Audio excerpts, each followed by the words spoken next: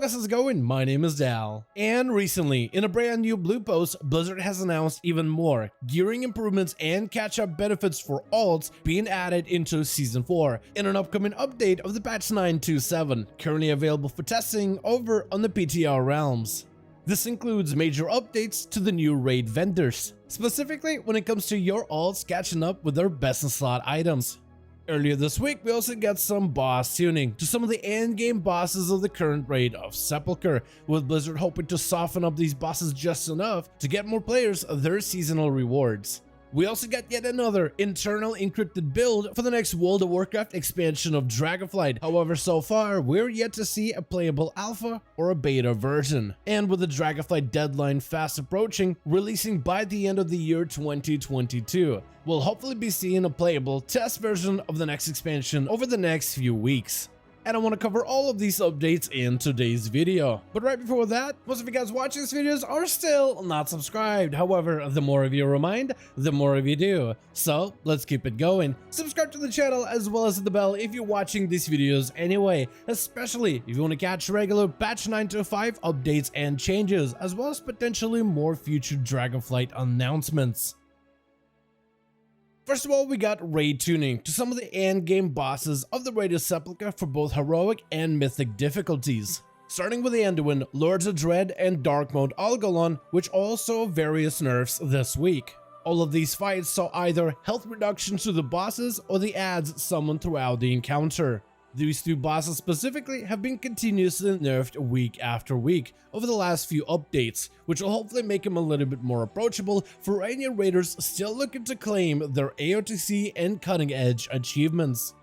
The Jailer also saw some of the biggest reductions this week for both the heroic and the mythic difficulties. These updates reduces overall output in raid-wide damage and adjust some of the tougher mechanics to be slightly more forgivable. The boss health also saw some significant changes, and hopefully all of these updates will make this encounter slightly easier to manage when it comes to finishing out your seasonal mounts, achievements, and rewards before the end of Season 3.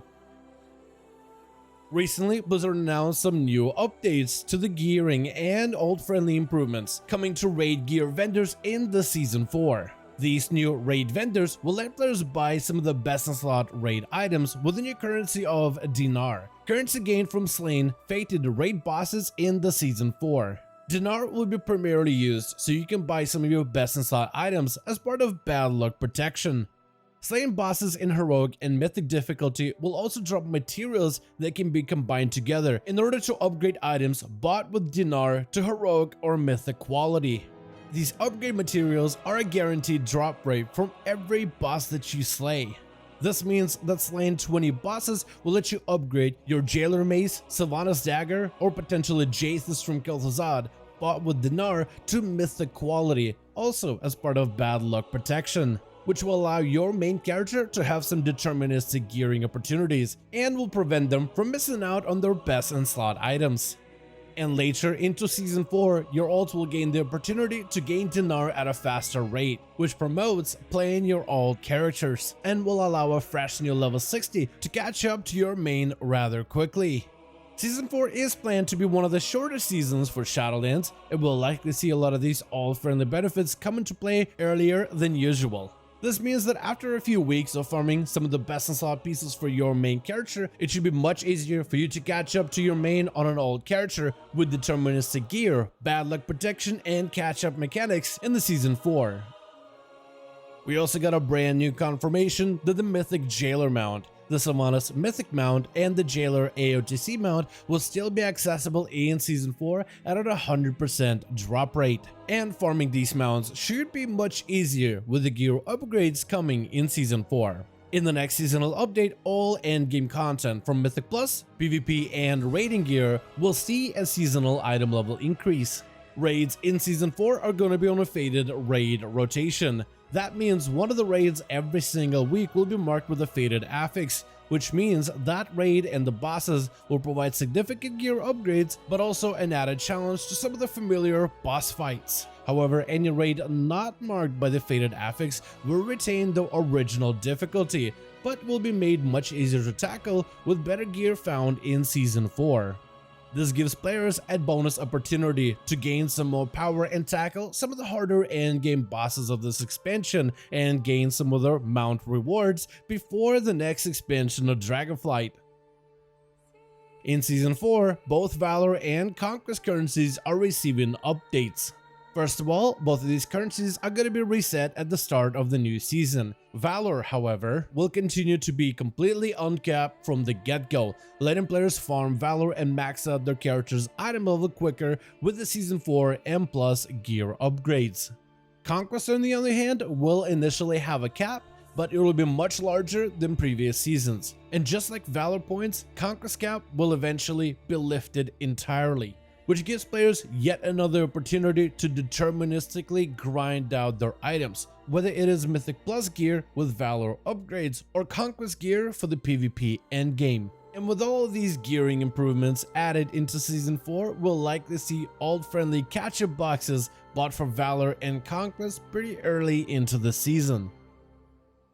The currency of Cosmic Flux is also looking to receive some improvements. The new currency added in the patch 9.2, Cosmic Flux, is primarily used for a few purposes, like upgrading items into tier set gear with the Creation Catalyst, or crafting some of your higher tier legendaries from the Rune Cover and Torghast. And Cosmic Flux isn't a difficult currency to get. All forms of endgame content and activities in Zereth Mortis all drop decent amount of Cosmic Flux. There really isn't a fast method of gaining Flux. It's rather down to just how much time do you spend doing endgame content on that character. If you play your main a lot, there's a good chance you have a lot of Cosmic Flux. If your main is fully geared, then you don't really have much use for Flux, but you cannot transfer Flux from your main to old characters. Instead, you have to grind out dailies and endgame activities on each of your alt characters separately if you want to gain some Cosmic Flux on the side, which may be time consuming if you enjoy playing more than one alt. So hopefully either the drop rate of Flux gets increased or they'll make it much easier to allow your main to transfer some of their stored up Flux over to your alts as well.